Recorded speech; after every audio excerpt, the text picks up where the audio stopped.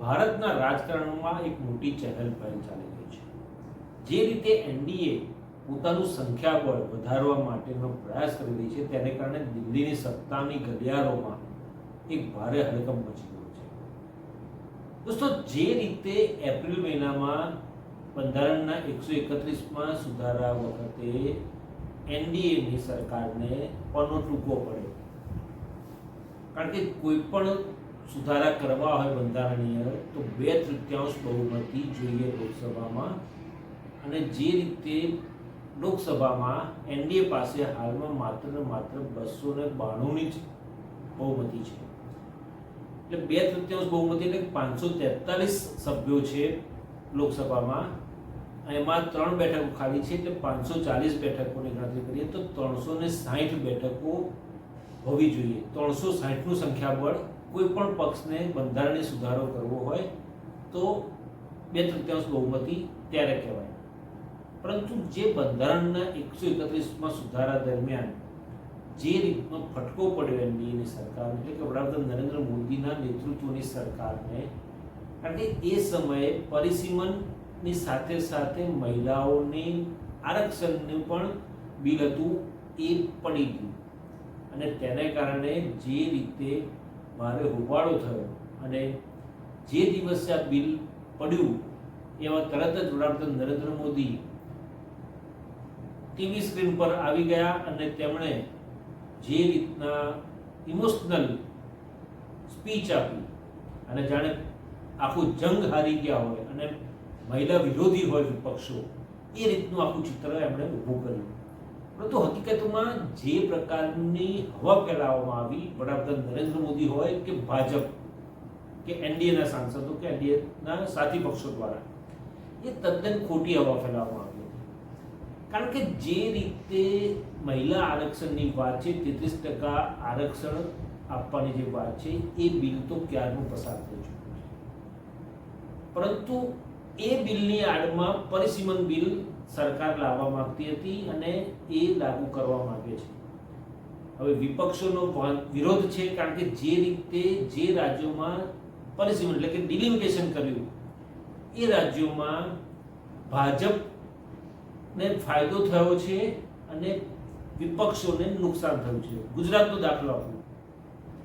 ગુજરાતમાં જ્યારે મુખ્યમંત્રી તરીકે કાર્યરત હતા નરેન્દ્ર મોદી, એ વખતે ડિલિમિટેશન કર્યું, અને એમાં જે પ્રકારના આખા મત વિસ્તારો અને વિધાનસભા બેઠકો અને લોકસભા બેઠકો આખી બદલાઈ, અને એને કારણે જે આખું ચિત્ર બદલાયું, એને કારણે છેલ્લા કેટલાય વર્ષોથી કોંગ્રેસ સત્તાથી દૂર રહી છે.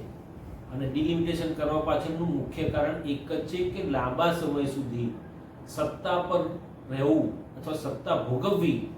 કારણ કે જે રીતે ચીનના રાષ્ટ્રપતિ જે રીતે શાસન કરી રહ્યા છે અથવા તો સત્તા ભોગવી રહ્યા છે, રશિયામાં પણ જે રીતે વ્લાદિમીર પુતિન સત્તા ભોગવી રહ્યા છે, એ જ રીતની સત્તા વડાપ્રધાન નરેન્દ્ર મોદીને ભારતમાં ભોગવવી છે. અને ભાજપ પણ એવું ઈચ્છે છે કે એમના પક્ષની સત્તા રહેવી જોઈએ અને સરકાર રહેવી જોઈએ. અને જો આવું થાય તો આપણો દેશ એક લોકશાહીની પરંતુ સરમુખત્યારશાહીમાં ફેરવાઈ જશે. કારણ કે જો સત્તાધારી પાર્ટી લાંબો સમય સુધી સત્તા પર રહેશે, એટલે કે ભાજપ સત્તા પર રહે અથવા તો એનડીએની સરકાર રહે, અને વિપક્ષો નહીવત થઈ જાય, તો તેને કારણે ભારે નુકસાન દેશને જ થવાનું છે. દેશના અર્થતંત્રને પણ નુકસાન પહોંચી શકે, દેશની જનતાને તો નુકસાન થવાનું જ છે. પરંતુ જે રીતે અત્યારે મોન્સૂન સેશન ચાલુ થવાનું છે સોમવારથી, અને આ વખતે ચોમાસુ સત્રમાં સરકાર ફરી એક વખત પરિસીમન બિલ લાવવા માંગે છે મહિલા આરક્ષણ બિલની સાથે સાથે, અને આ ઉપરાંત one nation one election bill પણ લાવવા માંગે છે. અને આ તમામ માટે આ 2 બિલ જે છે, પરિસીમન બિલ અને વન નેશન વન ઇલેક્શન, એને માટે 2/3 બહુમતી જોઈએ. હવે મેં અગાઉ કહ્યું એમ, બંધારણના 131માં સુધારા વખતે એપ્રિલ મહિનામાં 294 મત તરફેણમાં પડ્યા અને 230 વિરોધમાં પડ્યા, અને બહુમતી ના થતા આ બિલ પડી ભાગ્યા હતા.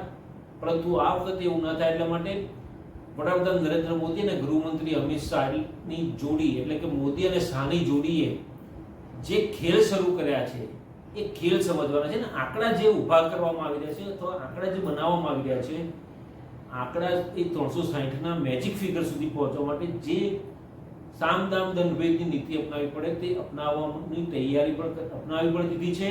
અને ભાજપના કહેવાતા ચાણક્ય એ ચેસના જે સોફ્ટા ગોઠવે ને, ચેસમાં જે પ્રકારે ગેમ ગોઠવે ને એ રીતે આખી ગેમ ગોઠવી દીધી છે.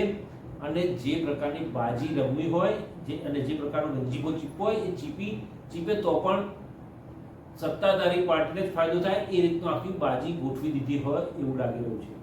કારણ કે જે રીતે પશ્ચિમ બંગાળની વિધાનસભાની ચૂંટણી પૂરી થઈ અને એમાં રાજકીય સમીકરણ બદલાઈ ગયા, સત્તાધારી પાર્ટી ટીએમસી ની સત્તા જતી રહી, ભાજપ પહેલી વખત સત્તા પર આવ્યું અને જે રીતે ટીએમસીના નેતાઓ અને ધારાસભ્યોમાં ફાટફૂટ પડાવી, ટીએમસીમાં ફાટફૂટ પડાવી ભાજપે અને જે રીતે ટીએમસીના 28 સાંસદો પૈકી 20 સાંસદો બળવો પોકારીને એક અજ્ઞાત એવી પાર્ટી, ત્રિપુરાની અજ્ઞાત પાર્ટીમાં સામેલ થઈ ગયા અને એનડીએને સમર્થન આપી દીધું.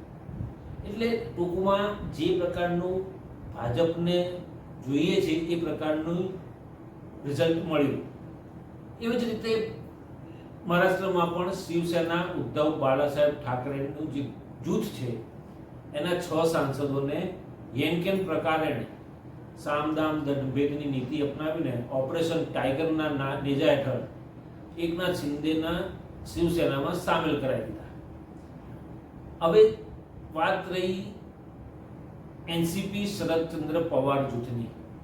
તો એનસીપી શરદ પવાર જૂથના 6 સાંસદોએ જે પ્રકારનું વાત કરી છે અને જે પ્રકારે એનડીએના આ બિલોને સમર્થન આપવાની વાત કરી છે તેના પરથી લાગી રહ્યું છે કે એનડીએ મોન્સૂન સત્રમાં જે બિલ લાવશે ત્યારે 254ના આંકડા સુધી પહોંચશે.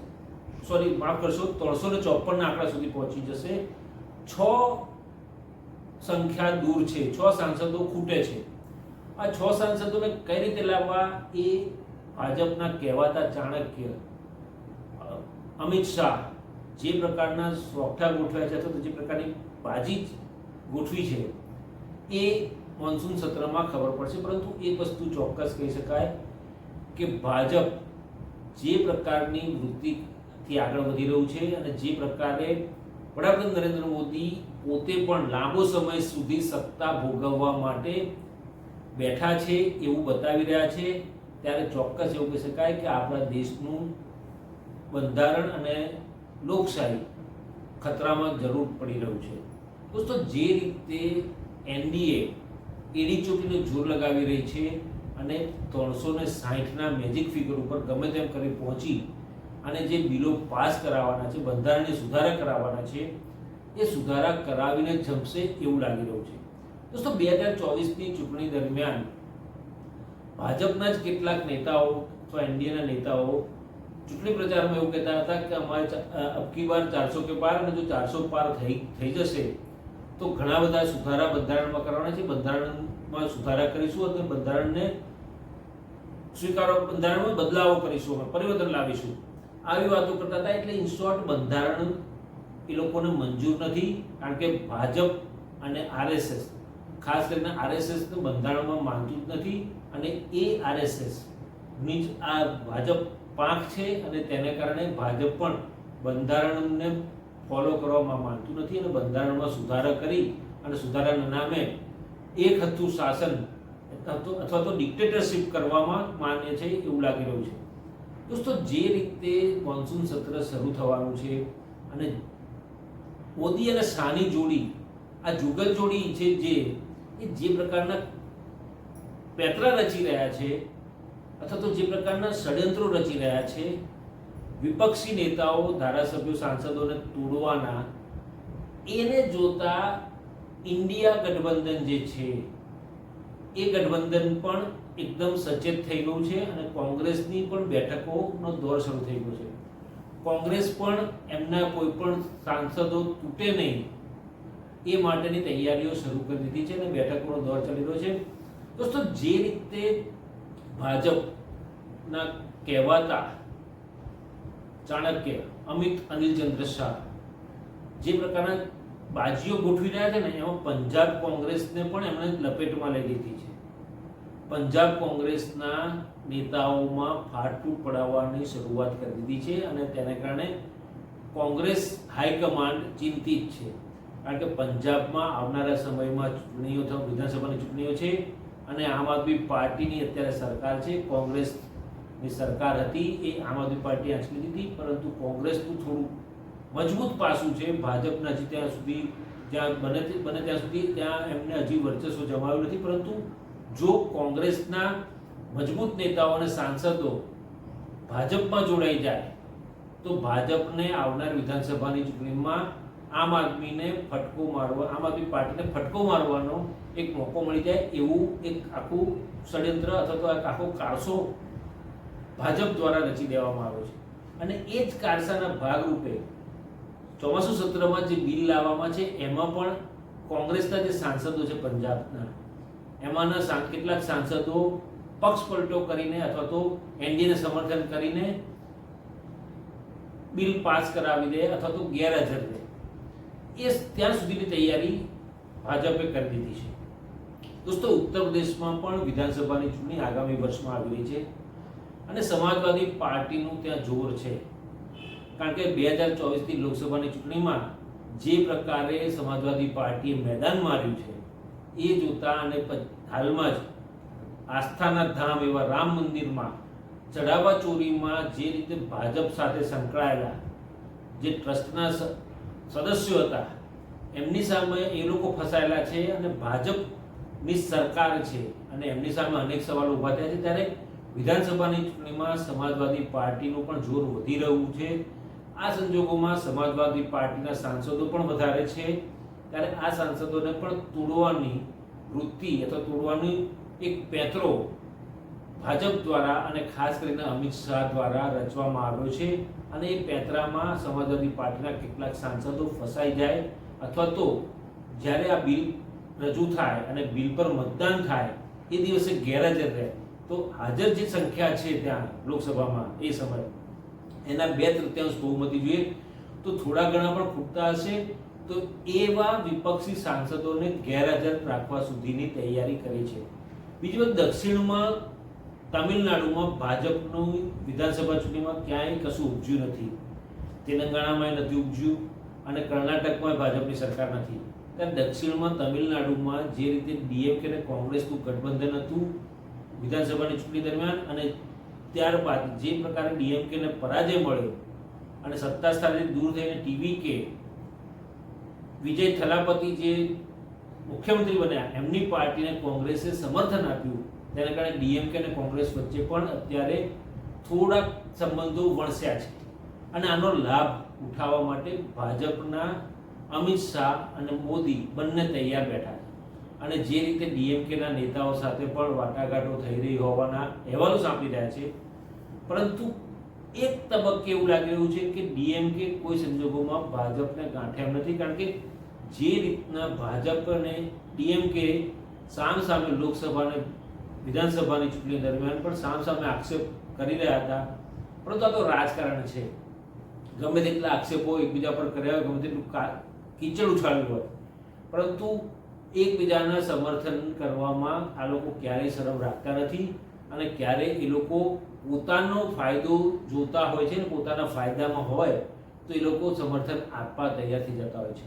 ત્યારે હવે ચોમાસું સત્ર જ્યારે આવી રહ્યું છે, સોમવારથી શરૂ થઈ રહ્યું છે, અને એમાં મહત્વના બિલો અને ખાસ કરીને બંધારણીય સુધારા માટેના જે બિલો છે એમાં જે 2/3 બહુમતી જોઈવાની છે, એ 2/3 બહુમતી સુધી એનડીએ પોતાનું એડી ચૂંટણીનું જોર લગાવી રહી છે. અને મોદીનો આ માસ્ટર સ્ટ્રોક મેદાન મારશે કે નહીં એ તો આવનારો સમય કહેશે. પરંતુ દોસ્તો, આ વિડીયો આપણે કેવો લાગે જરૂરથી લાઈક કરજો, શેર કરજો અને હા, ચેનલના કમેન્ટ બોક્સમાં જરૂરથી કમેન્ટ કરશો અને ડિજિટલ દર્પણને સબસ્ક્રાઇબ કરવાનું ના ભૂલતા.